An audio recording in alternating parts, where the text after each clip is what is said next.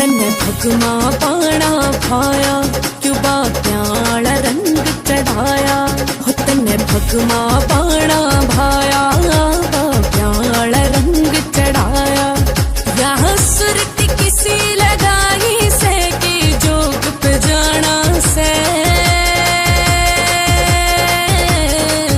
मन टिकट कराली काशी जी की गुरु रविदास मौलाना से टिकट कराली काशी जी की गुरु रविदास मौलाना से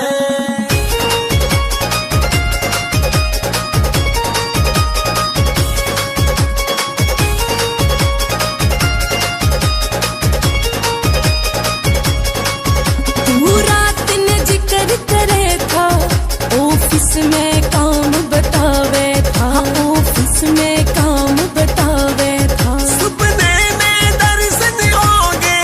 साहेब सत्संग सुनावे था साहेब सत्संग सुनावे था तेरे घर आया ने बुलाऊं तेरा ढंग सारा